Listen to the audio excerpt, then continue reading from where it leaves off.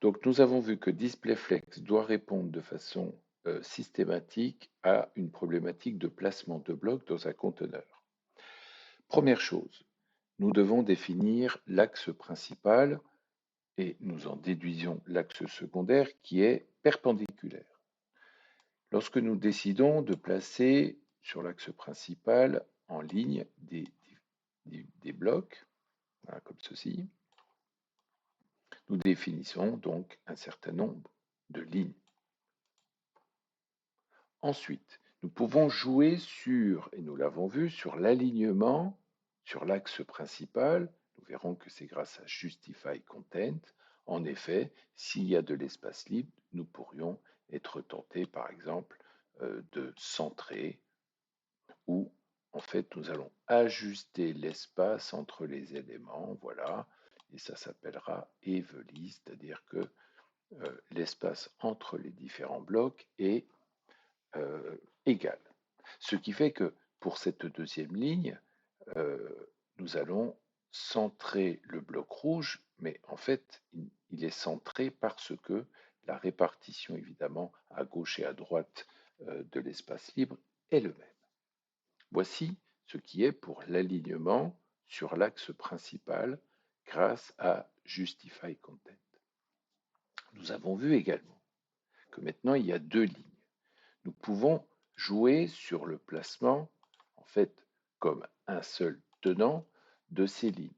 Nous pouvons tout remonter, nous pouvons tout descendre, ou alors nous pouvons essayer d'écarter les lignes, ou même, encore une fois, nous pouvons essayer de répartir les lignes de façon équitable.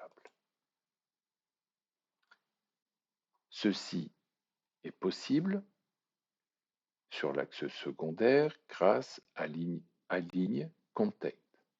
Donc, sur le conteneur, nous pouvons aligner sur l'axe principal et nous pouvons aligner sur l'axe secondaire. Mais il reste encore une possibilité d'alignement au sein de chaque ligne. Sur la ligne 2, il n'y a qu'un seul bloc. Par contre, ici, nous voyons qu'il y a trois blocs. Nous pourrions décider de centrer en fait ces blocs au sein de la ligne. Et nous aurions ici également à centrer le bloc rouge au sein de la ligne. Ou alors nous pouvons décider de mettre les blocs en bas de la ligne et de la même façon nous aurions à mettre en bas de la ligne le bloc rouge.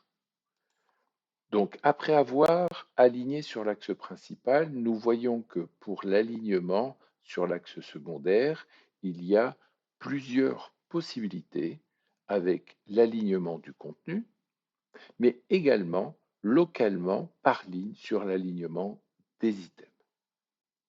Et je vais préciser qu'il existe encore une possibilité d'alignement sur l'axe secondaire en choisissant localement un bloc.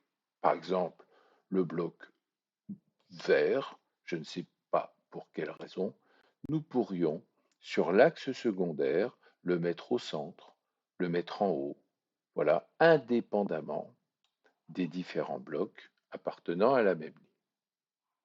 Autrement dit, pour résumer, après avoir défini l'axe principal, nous alignons sur cet axe, grâce à Justify Content, l'ensemble du contenu qui est considéré comme un seul tenant.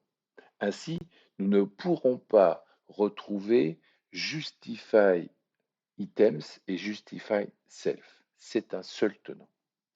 Ensuite, sur l'axe secondaire, nous pouvons jouer avec la liberté donnée par la taille du bloc conteneur en jouant sur alignement content, c'est-à-dire en montant les blocs, en les descendant, en les centrant par exemple.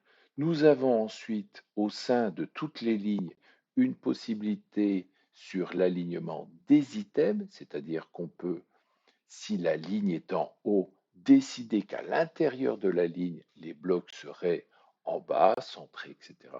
Et dernièrement, Localement, vous pouvez prendre n'importe quel bloc et jouer sur son propre alignement, indépendamment de ce qui lui a été imposé par l'alignement des items ou l'alignement du contenu.